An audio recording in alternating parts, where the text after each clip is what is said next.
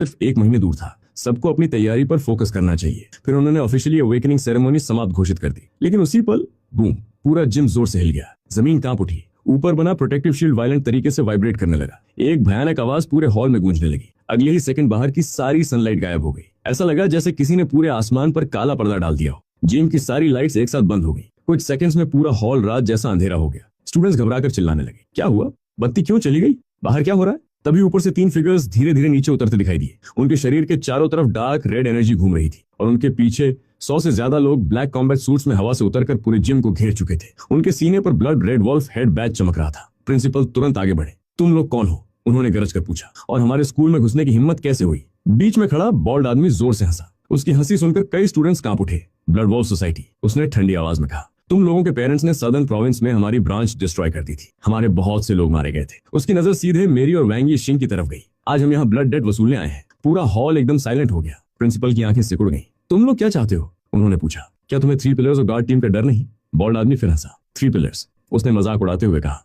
वो सब एबिस रिफ्ट के रायट से संभालने गए हुए हैं। उसने आसमान की तरफ इशारा किया। और हमने डार्क नाइट कैनोपी एक्टिवेट कर दिया है। इस बैरियर के अंदर से कोई सिग्नल बाहर नहीं जा सकता। बाहर वाला कोई इंसान यहाँ की आवाज नहीं सुन सकता, चाहे हम यहाँ सबको मार दें। प्रिंसिपल ने तुरंत इमरजेंसी कम्युनिकेटर निकाला। No signal. वाइस प्रिंसिपल ने भी कोशिश की। Same result. दोनों के चेहरे बदल गए। अगले ही पल प्रिंसिपल और वाइस प्रिंसिपल ने पूरी ताकत से बैरियर पर हमला कर दी। वाइस प्रिंसिपल की जायंट फ्लेमिंग एक्स आसमान तक पहुंच गई। प्रिंसिपल ने विशाल होली लाइट अवतार समन कर लिया। लेकिन जैसे ही उनके अटैक्स बैरियर से टकराए, बूम, दोनों सीधे पीछे उड़ गए। उन्होंने खून उगल दिया और स्टेज पर गिर पड़े। क्राउड में चीखें गूंज उठी। बॉल्ड आदमी ने मुस्कुराकर कहा, खेल खत्म। उसने हाथ उठाया। लू फोंग और वांग यीशिंग को छोड़कर बाकी सबको मार दो। अगले ही पल कैओस शुरू हो गया। 100 से ज्यादा अटैकर्स एक साथ मूव हुए। विंड ब्लेड्स, फायरबॉल्स, शैडो एरोज, हर दिशा से अटैक्स बरसने लगे। स्टूडेंट्स पैनिक में भागने लगे। टीचर्स तुरंत सामने आ गए। अर्थ वॉल्स खड़ी हुई। वाटर कर्टन्स बनी। होली लाइट शील्ड्स चमक उठी। लेकिन एक्सप्लोजन्स लगातार डिफेंसेस को तोड़ रहे थे। टेबल्स और चेयर्स हवा में उड़ रहे थे। प्रिंसिपल खून उगलते हुए दोबारा खड़े हुए। स्टूडेंट्स को बचाओ, उन्होंने दहाड़ लगाई, किसी भी कीमत पर। फिर वो खुद लाइट बीम बनकर बॉल्ड लीडर पर टूट पड़े। लेकिन बॉल्ड आदमी ने ब्लड मिस्ट रिलीज की। होली लाइट पूरी तरह सप्रेस हो गई। प्रिंसिपल फिर से बुरी तरह घायल होकर नीचे गिर पड़े। वाइस प्रिंसिपल मदद करने पहुंचे ही थे कि डैगर लिए खड़ा एफेमिनेट आदमी अचानक उनके पीछे प्रकट हुआ और उनकी पीठ में गहरा वार कर दिया। उसी समय कर्स सील्स वाली महिला ने दोनों पर ग्रे सर्कल्स डाल दिए। उनकी स्पीड और स्ट्रेंथ तेजी से गिरने लगी। नीचे टीचर्स की डिफेंसिव लाइन टूटने लगी। एक टीचर की अर्थ वॉल स्मैश हो गई और वो पीछे जा गिरा। अटैकर सीधे स्टूडेंट्स तक पहुंच गए। हर तरफ चीखें, एक डर और भगदड़ मच गई। मेरे पास खड़ा एक स्टूडेंट कांपती आवाज में बोला, अब खत्म हो गया। उसने डर से कहा, ये लोग सब लेवल 40 से ऊपर हैं और वो 3 लीडर्स शायद लेवल 100 से भी ऊपर। उसकी आवाज टूट गई। हम लड़ ही नहीं सकते। मैंने उसकी बात सुनी, फिर धीरे से अपनी उंगलियां मोड़ी। उस समय मेरा लेवल सिर्फ 13 था, लेकिन मेरे टोटल एट्रीब्यूट्स पहले ही 2200 तक पहुंच चुके थे और अब मेरे मनी गोस्ट मेरे एट्रीब्यूट्स का 150% इनहेरिट करते थे, यानी 3300 एट्रीब्यूट्स। उन अटैकर्स को खत्म करने के लिए उससे ज्यादा कुछ चाहिए भी नहीं था। मैंने एक कदम आगे बढ़ाया। मेरी आंखों में सुनहरी चमक उभरने लगी। आसपास कैओस मचा हुआ था। लोग भाग रहे थे, चीख रहे थे, लेकिन मेरे चेहरे पर सिर्फ एक शांत मुस्कान थी। मैंने धीरे से सांस ली और मनी घोस्ट को समन करने के लिए अपना हाथ उठाया। फील्ड क्लियर कर दो। मैं आगे बढ़ने ही वाला था कि अचानक दोनों तरफ से किसी ने मेरे हाथ पकड़ लिए। एक तरफ वैंग यीशिंग था, दूसरी तरफ जियांग शा। वैंग यीशिंग के चेहरे पर खून लगा हुआ था, लेकिन उसने उसे पहुंचने की भी कोशिश नहीं की। उसकी आंखों में साफ डर था। तू पागल हो गया है क्या? वो चिल्लाया। सीधे मौत के मुंह में कूदने जा रहा है। जियांग शा की आवाज भी कांप रही थी। जल्दी मत कर। हाँ, तूने 15वां फ्लोर क्लियर किया था, लेकिन आज ही अवेकन हुआ है। वैंग यीशिंग ने दांत भींचते हुए कहा, वो लोग सालों से अवेकेंड हैं। तू सामने गया तो 1 सेकंड में खत्म हो जाएगा। मैं उनकी तरफ देखकर हल्का सा मुस्कुराया। दोनों सच में मेरी चिंता कर रहे थे, बस उन्हें असली सिचुएशन नहीं पता थी। मैंने आराम से अपने हाथ छुड़ा लिए। मेरे करंट स्ट्रेंथ के सामने उनकी पकड़ प्रैक्टिकली कुछ भी नहीं थी। ए रिलैक्स, मैंने शांत आवाज में कहा। मैं ऐसे काम नहीं करता जिनसे खुद मर जाऊं। इतना कहकर मैं आगे बढ़ा और धीरे से बोला, मनी गोस्ट्स। बूम, मेरे पीछे सुनहरी रोशनी फूट पड़ी। अगले ही पल 10 विशाल फिगर्स प्रकट हो गए। हर एक 3 मीटर से भी ज्यादा लंबा था। डार्क गोल्ड बॉडी, चौड़े कंधे और चेहरे की जगह एक विशाल कॉपर कॉइन सिंबल। उनकी प्रेजेंस इतनी भारी थी कि आसपास खड़े स्टूडेंट्स घबरा गए। कई लोग पीछे हटने लगे। उन्हें लगा शायद दुश्मन ने कोई नया मॉन्स्टर समन कर दिया है। मैंने उंगली उठाकर ब्लड वॉल्फ सोसाइटी की तरफ इशारा किया। सिर्फ एक शब्द बोला, किल। अगले ही पल 10 मनी घोस्ट मिसाइल की तरह आगे बढ़े। कोई हेजिटेशन नहीं, कोई फियर नहीं। एक घोस्ट ने आते हुए विंड ब्लेड को हाथ से पकड़कर क्रश कर दिया।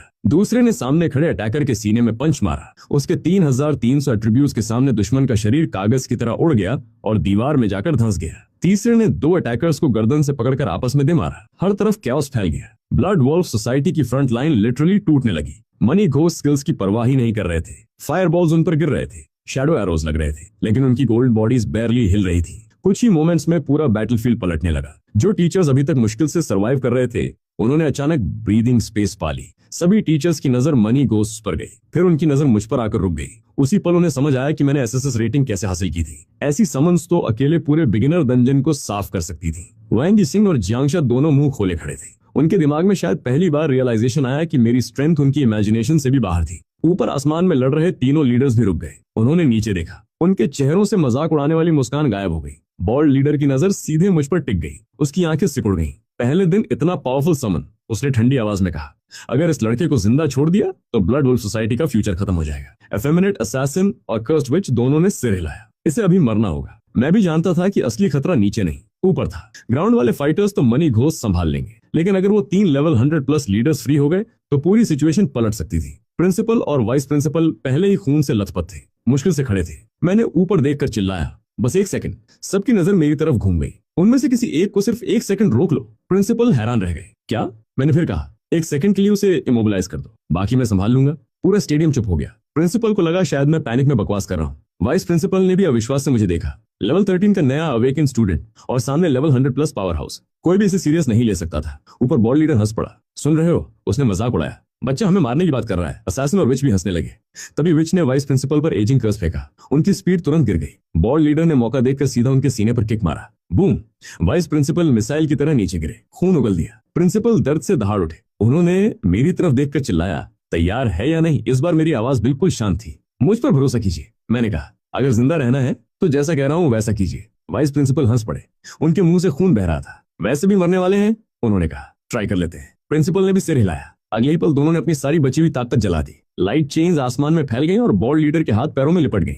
जमीन से विशाल रॉक हैंड्स निकले और उसकी टांगों को जकड़ लिया। असैसिन और विच लगातार उन्हें घायल कर रहे थे, लेकिन दोनों ने बाइंड नहीं छोड़ा। अब दोनों एक साथ चिल्लाए। मैंने अपनी उंगली बॉल लीडर की तरफ उठाई। Money talks. उसी पल मेरे अकाउंट से 10,000 गोल्ड कॉइन्स गायब हो गए। बॉल लीडर नीचे देखकर हंसा। मेरी डिफेंस 8,000 से ऊपर है, उसने घमंड से कहा। मैं खड़ा भी रहूं तो तुम। उसकी बात पूरी होने से पहले आसमान बदल गया। एक विशाल गोल्डन कॉइन प्रकट हुआ, पहले से कई गुना बड़ा, कई गुना ज्यादा चमकदार। ऐसा लग रहा था जैसे छोटा सूरज आसमान से उतर आया हो। पहली बार बॉल लीडर के चेहरे पर डर दिखाई दिया। कॉइन सीधे उसकी तरफ गिरने लगा। उसने चेन्स तोड़ने की कोशिश की, लेकिन वो चेन्स प्रिंसिपल और वाइस प्रिंसिपल की आधी लाइफ फोर्स से बनी थी। वो हिल भी नहीं पाया। मैंने अपनी उंगली नीचे कर दी। बूम! गोल्डन कॉइन उसके ब्लड डेमन बैरियर को ऐसे चीरता हुआ निकला जैसे कागज हो। अगली ही इंस्टेंट इंपैक्ट हुआ। 1,05,00,000 true damage. Defence ignore, level ignore, resistance ignore. Ball leader की हेल्थ का 2/3 हिस्सा एक हिट में गायब हो गया। उसकी चीख पूरे बैटलफील्ड में गूंज उठी। वो आसमान से नीचे गिर पड़ा। पूरा स्टेडियम फ्रीज हो गया। Principal, vice principal, teachers, students, सबकी आंखें फटी रह गई। अभी कुछ सेकंड्स पहले उन्हें अपनी मौत तय लग रही थी और अब लेवल 100+ लीडर मरने की कगार पर था। मैंने बिना रुके कहा, होल्ड हिम। फिर दोबारा मनी टॉक्स एक्टिवेट कर दिया और 10,000 गोल्ड कॉइन्स गायब हो गए। दूसरा गोल्डन कॉइन आसमान से गिरा। बॉल लीडर के चेहरे पर प्योर टेरर था। बूम! इस बार उसकी बची हुई हेल्थ भी खत्म हो गई। उसका शरीर गोल्डन लाइट में बदल गया और हवा में डिसॉल्व हो गया। Silence, absolute silence. Level 100+ leader dead. अब ऊपर सिचुएशन 2 वर्सेस 2 थी। असैसिन और कर्सविच दोनों मुझे ऐसे देख रहे थे जैसे कोई मॉन्स्टर देख लिया हो। उनकी आंखों में पहली बार डर साफ दिखाई दे रहा था। ये लड़का सबसे बड़ा खतरा है। विच चीखी, इसे अभी मारो। असैसिन ने वाइस प्रिंसिपल का अटैक जानबूझकर इग्नोर कर दिया। उसने चोट खाई, लेकिन उसी मोमेंट अपनी डैगर उठाई। ब्लैक डेथ लाइट निकलकर सीधे मेरे सिर की तरफ दौड़ी। क्राउड से चीखें उठी। लेवल 100+ का किल शॉट, किसी भी न्यूबी के लिए इंस्टेंट डेथ। लेकिन मैं घबराया नहीं। मैंने अपनी उंगली में पहनी डार्क गोल्ड रिंग को छुआ। होठों पर हल्की मुस्कान आई। Money wall. मैंने रिंग को एक्टिवेट किया। उसी पल 20,000 गोल्ड कॉइन्स खर्च हो गए और मेरे चारों तरफ एक हल्का सुनहरा शील्ड बन गया। अगले ही सेकंड असैसिन की ब्लैक डेथ लाइट सीधे उस शील्ड से टकराई। बूम! पूरा जिम सफेद और काली रोशनी से भर गया। इंपैक्ट इतना भयानक था कि आसपास की जमीन तक फट गई। कई स्टूडेंट्स डर के मारे आंखें बंद कर बैठे, लेकिन शील्ड टूटा नहीं। डेथ लाइट ने लगातार 2 बड़े इंपैक्ट्स दिए और शील्ड की ड्यूरेबिलिटी तेजी से गिरने लगी। 10 लाख में से पूरे 6,30,000 पॉइंट्स उड़ गए, लेकिन फिर भी 3,70,000 ड्यूरेबिलिटी बची हुई थी। लेवल 100+ का अल्टीमेट अटैक भी उसे पूरी तरह डिस्ट्रॉय नहीं कर पाया। कुछ मोमेंट्स बाद रोशनी गायब हुई। डस्ट धीरे धीरे बैठने लगी और मैं वहीं खड़ा था, बिल्कुल सेफ। मेरे शरीर पर एक स्क्रैच तक नहीं था। पूरा स्टेडियम स्तब्ध रह गया। अभी तक सबको लगता था कि मेरी अटैक पावर ही अब्सर्ड है, लेकिन अब उन्हें समझ आया कि मेरी डिफेंस भी उतनी ही टेरिफाइंग थी। ऊपर हवा में खड़ा असैसिन मेरी तरफ घूर रहा था। उसके चेहरे पर पहली बार पैनिक दिखा। वो यकीन ही नहीं कर पा रहा था कि उसका स्ट्रॉन्गेस्ट किल शॉट फेल हो गया। मैंने ऊपर देखकर प्रिंसिपल और वाइस प्रिंसिपल से कहा, बाकी दोनों को रोकिए, मैं फिनिश करता हूँ। दोनों के अंदर जैसे नई जान आ गई। अभी कुछ मिनट्स पहले जो लोग हार मान चुके थे, अब उनकी आंखों में उम्मीद लौट आई थी। वो पूरी ताकत से असैसिन और कर्सविच पर टूट पड़े और मैं लगातार मनी टॉक्स एक्टिवेट करता गया। पहला गोल्डन कॉइन गिरा। बूम! असैसिन के शरीर का आधा हिस्सा उड़ गया। दूसरा कॉइन विच के डिफेंसिव शील्ड पर गिरा। उसका प्रोटेक्शन तुरंत टूट गया। फिर तीसरा, फिर चौथा।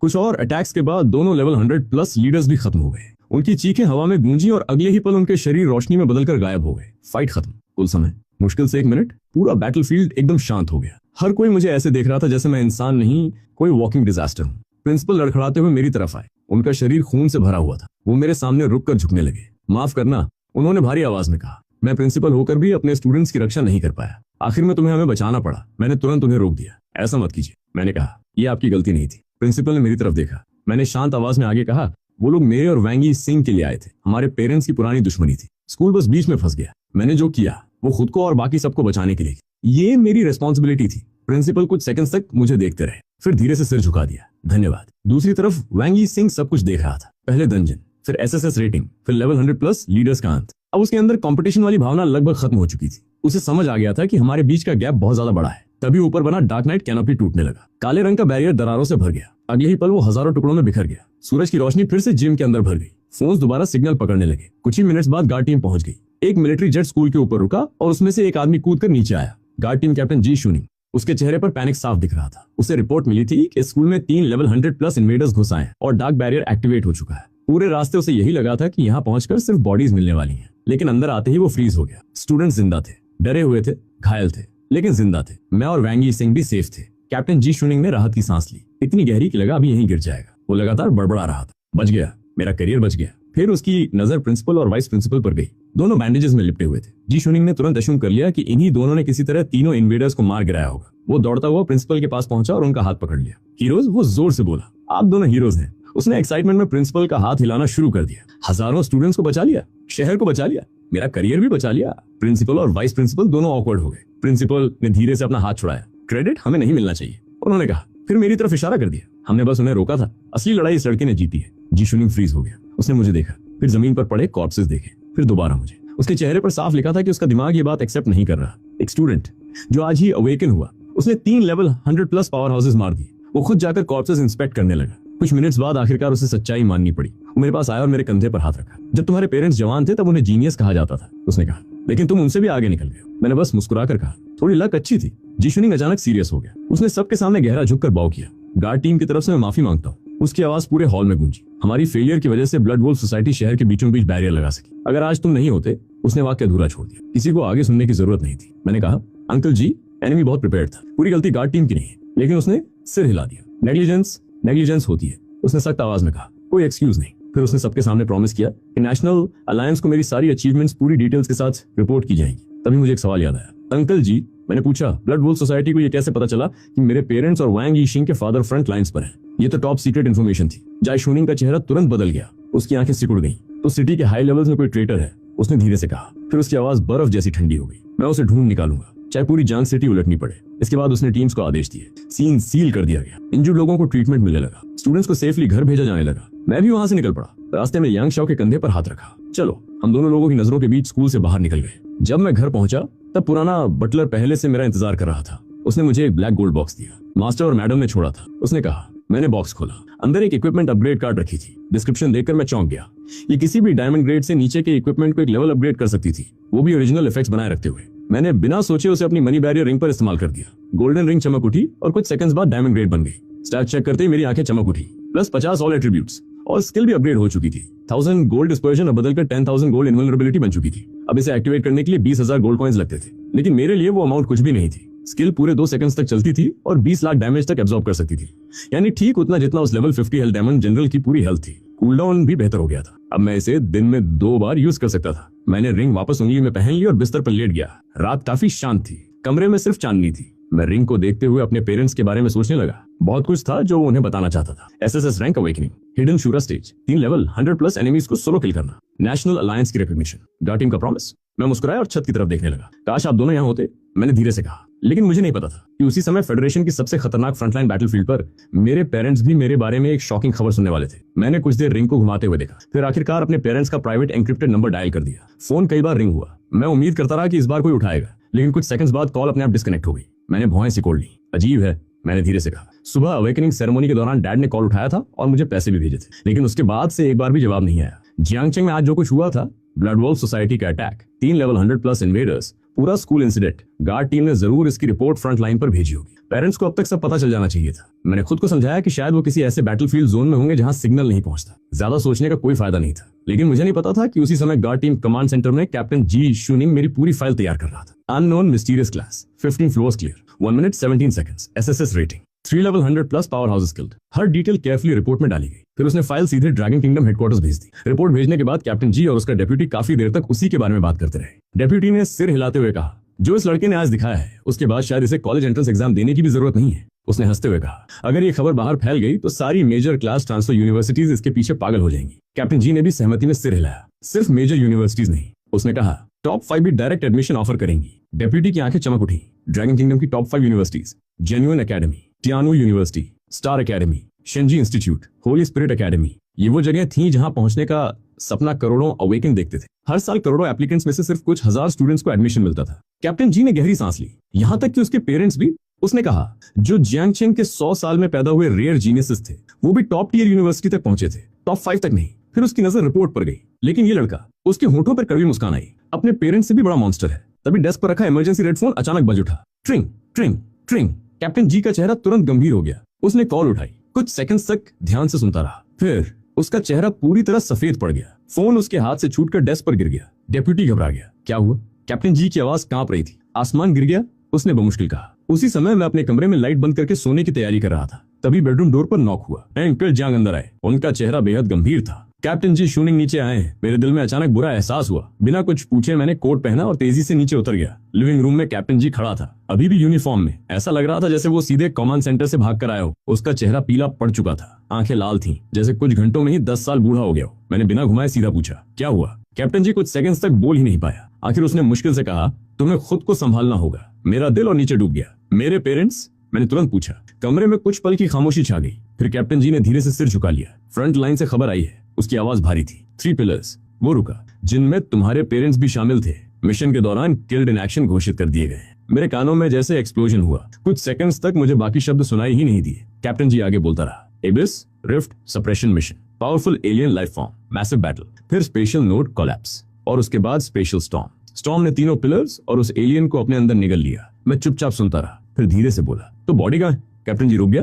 क्या बॉडी कहाँ है? मैंने दोबारा पूछा। कोई बॉडी मिली? नहीं, उसने जवाब दिया। तो फिर आप कैसे कह सकते हैं कि वो मर गए? मेरी आवाज अभी शांत थी। कैप्टन जी ने स्पेशल स्टॉर्म के बारे में समझाया। बिना कोऑर्डिनेट्स, बिना डायरेक्शन, अंदर कम्युनिकेशन पूरी तरह खत्म। इतिहास में कभी कोई वापस नहीं आया। फ्रंट लाइन रूल्स के मुताबिक जो स्पेशल स्टॉर्म में गायब हो जाए उसे डेड प्रिज्यूम किया जाता है। लेकिन मैंने तुरंत सिर हिला दिया। इम्पॉसिबल। मैंने कहा, मेरे पेरेंट्स ऐसे नहीं मर सकते। कैप्टन जी कुछ बोलना चाहता था, लेकिन मैंने उसे रोक दिया। उन्हें स्टॉर्म ने निगला है, इसका मतलब सिर्फ इतना है कि वो मिसिंग है, डेड नहीं। मेरी आंखें सीधे उसकी आंखों में थीं। जब तक बॉडी नहीं मिलती मैं नहीं मानूंगा। कमरे में कुछ पल के लिए सन्नाटा छा गया। कैप्टन जी ने आखिर धीरे से सिर हिलाया। फ्रंट लाइन अभी भी स्पेशल फ्लक्चुएशंस ट्रैक कर रही है। उसने कहा, अगर कोई खबर आई तो सबसे पहले तुम्हें बताऊंगा। फिर उसने मेरे कंधे पर हाथ रखा। तुम्हारे पेरेंट्स आज तुम पर गर्व करते। SSS rank, 3 level 100+ skills. उसकी आवाज भर्रा गई। लेकिन अभी सबसे जरूरी है कि तुम खुद को संभालो। उसने बताया कि अब उसे यही खबर वैंग फैमिली तक भी पहुंचानी है। फिर वो चला गया। उसके जाने के बाद मैंने अंकल जियांग की तरफ देखा। मैं उन्हें ढूंढने जाऊंगा, मैंने शांत आवाज में कहा। अंकल जियांग कुछ सेकंड्स तक मुझे देखते रहे, फिर बोले, एबिस रिफ्ट फ्रंट लाइन। उन्होंने धीरे से कहा, वहां लेवल 200 से नीचे कोई कदम भी नहीं रख सकता। मैंने बिना एक पल गंवाए जवाब दिया, तो मैं जल्दी लेवल 200 पहुंच जाऊंगा। अंकल जियांग मुझे देखते रहे, फिर उनके चेहरे पर हल्की मुस्कान आई। हाँ, उन्होंने कहा, तुम कर लोगे। मैं सिर हिलाकर वापस ऊपर चला गया। लेकिन मेरे जाने के बाद अंकल जियांग काफी देर तक लिविंग रूम में बैठे रहे। उनके चेहरे पर चिंता साफ दिखाई दे रही थी। अब जबकि मेरे पेरेंट्स ऑफिशियली मिसिंग माने जा रहे थे, Fang Fong chamber of commerce का पूरा कंट्रोल मेरे हाथ में आने वाला था। सदर्न प्रोविंस की सबसे बड़ी बिजनेस एम्पायर्स में से एक, wealth distribution networks, equipment channels, potion workshops, dungeon materials trade, countless resources. जब तक मेरे पेरेंट्स थे किसी की हिम्मत नहीं थी उस एम्पायर की तरफ आंख उठाकर देखने की। लेकिन अब सिचुएशन बदल चुकी थी और मुझे इसकी भनक तक नहीं थी। उसी रात लॉन्गशन सिटी की जेन्युइन एकेडमी में प्रिंसिपल ने मेरी रिपोर्ट पढ़ी। कुछ मिनट्स तक वो फाइल को घूरता रहा, फिर सिर्फ एक शब्द बोला, मॉन्स्टर। उसने तुरंत एडमिशंस ऑफिस के टीचर जो को बुलाया। अभी जांग जाओ, उसने आदेश दिया। फाइल सच निकली तो एस रैंक एडमिशन ऑफर करना। टीचर जो की आंखें फैल गई। एस रैंक ट्रीटमेंट, एकेडमी का हाईएस्ट एडमिशन पैकेज। पूरे ग्रेड में सिर्फ कुछ स्टूडेंट्स को मिलता था। प्रिंसिपल ने गंभीर स्वर में कहा, बाकी टॉप स्कूल्स भी मूव करेंगी, हमें पहले पहुंचना होगा। लेकिन तभी उसके कम्युनिकेशन डिवाइस पर एक नया मैसेज आया। उसने मैसेज पढ़ा और कुछ सेकंड्स तक चुप रहा। फिर टीचर जो की तरफ देखा। रहने दो, उसने कहा, अब जाने की जरूरत नहीं है। टीचर जो कंफ्यूज हो गया। क्यों? प्रिंसिपल ने धीरे से जवाब दिया, टियानलोंग ने मूव कर दिया है। टीचर जो के हाथ से फाइल लगभग गिर गई। टियानलोंग, ड्रैगन किंगडम की एब्सोल्यूट टॉप अथॉरिटी, जहां तक सामान्य यूनिवर्सिटीज की पहुंच भी नहीं थी। टीचर जो अविश्वास से बोला, एक स्टूडेंट जो आज ही अवेकन हुआ, उसने टियान लॉन्ग का नमस्ते दोस्तों, अगर आपको ये वीडियो पसंद आया तो इसे लाइक करना ना भूलें, कमेंट्स में अपना पसंदीदा मोमेंट बताएं और ऐसे ही और वीडियोस के लिए सब्सक्राइब करें।